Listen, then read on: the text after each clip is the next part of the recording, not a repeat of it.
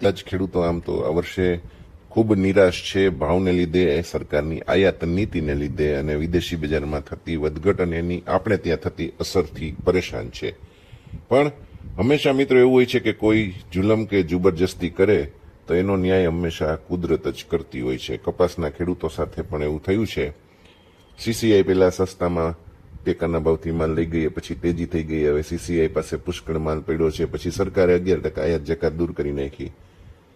પણ એ પછી વિદેશી વાયદો પણ તૂટ્યો એટલે આપણે ત્યાં આયાતના દ્વાર થોડા ઘણા ખુલ્યા હતા. પણ હવે કુદરતે ન્યાય કરી દીધો છે. વિદેશી બજાર એટલી વધી ગઈ છે કે ફરી પાછી આયાત કરવાનું મોંઘું સાબિત થાય એવું છે. એટલે હવે આયાત સોદા લગભગ જે થઈ ગયા એ થઈ ગયા, પણ હવે નવા થાય તો ઊંચો ભાવ દેવો પડે એવી પરિસ્થિતિ છે. એટલે આયાતનો જે કદાચ ટાર્ગેટ છે હાલ પૂરતો તો સિદ્ધ થાય એવી શક્યતા નથી. અત્યાર સુધીમાં 45 લાખ ગાંસડીની આયાત થઈ ગઈ છે અને છૂટ મળી છે જૂન મહિનાથી.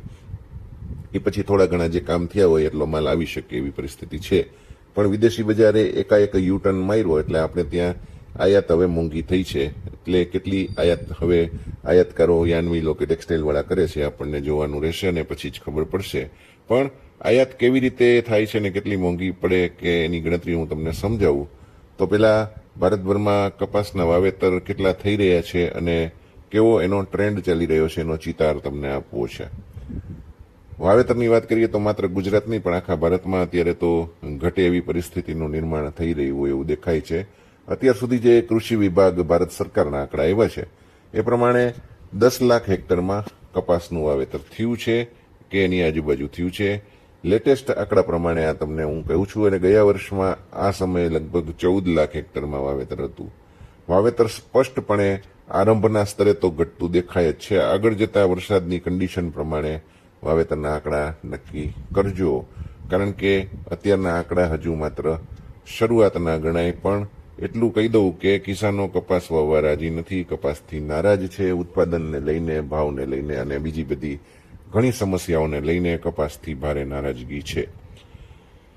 હવે વાત કરીએ અમેરિકાના વાયદાની. એમાં શાનદાર તેજી આવી ગઈ છે. 72 સેન્ટ સુધીનો ઘટાડો થયો. એ પછી ડિસેમ્બર મહિનાના વાયદાની જ વાત કરું તો ઘટીને એક તબક્કે 73 સેન્ટ સુધી વાયદો આવી ગયો હતો. જુલાઈમાં 72 સેન્ટ થયા હતા, પણ હવે વાયદો ગણાતો નથી. એમાં વેપાર ઓછા થાય એટલે ડિસેમ્બર નવા પાકનો વાયદો ગણાય છે. 73 સેન્ટ સુધી એક તબક્કે 15 દિવસ પહેલા ઘટી ગયો તો એ વધીને બુધવારના દિવસે રાત્રે 80.15 સેન્ટ સુધી ફરીથી જઈ આવ્યો. એ પછી ગઈકાલે થોડોક ઘટીને બંધ આવ્યો અને વાયદો 79.73 સેન્ટ અંતે હતો. હવે તમને ગણતરી સમજાવું કે ભારતમાં આયાત શું કામ ને કેવી રીતે મોંઘી પડે. તો $1ની કિંમત અત્યારે 94 રૂપિયા અને 33 પૈસા છે. ગઈકાલનો બંધ ભાવ ગણવાનો હોય એટલે એ તમને સમજાવું. આવી રીતે ગણતરી કરીએ તો 59,214માં ગાંસડી પડે. એટલે તમારે આ સેન્ટ લેવાના અને રૂપિયા એની ગણતરી કરવાની. અને આપણી ગાંસડીના માપમાં જે આપણું ગાંસડી આવે છે 70 કિલોની 170 કિલોની, એ માપમાં તમારે અત્યારે 59,214 રૂપિયામાં ગાંસડી પડે. એટલે આપણે 59,300 રૂપિયા રાઉન્ડ ફિગર પકડીએ અને એમાં વધારાના જે લાવવાના ખર્ચા લાગે એ 6,000. એટલે 64,500 થી 65,000 રૂપિયાની આજુબાજુ આ ગાંસડી અમેરિકાથી લાવવામાં આવે તો એટલી થાય.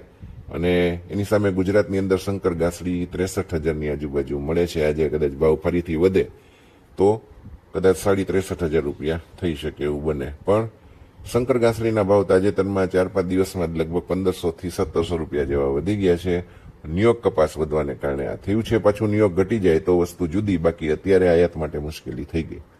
કપાસની વાત કરું તો આમ હવે કપાસની સિઝન પૂરી થઈ ગઈ છે, કારણ કે માર્કેટિંગ યાર્ડોની અંદર માત્ર 7 કે 8,000 મણથી વધારે કપાસ નથી આવતો. અને કપાસના ભાવ જ્યાં જ્યાં બોલાય છે, જે યાર્ડમાં કપાસ આવે છે, અહીંયા લગભગ 25 થી 30 રૂપિયા બજાર સારી થઈ છે તાજેતરમાં. એ તમારી નોંધ માટે. કપાસી અને કપાસિયા ખોણમાં મોટા ફેરફાર નથી. આ ફેરફારવાળી વસ્તુ હતી એ તમને કહી.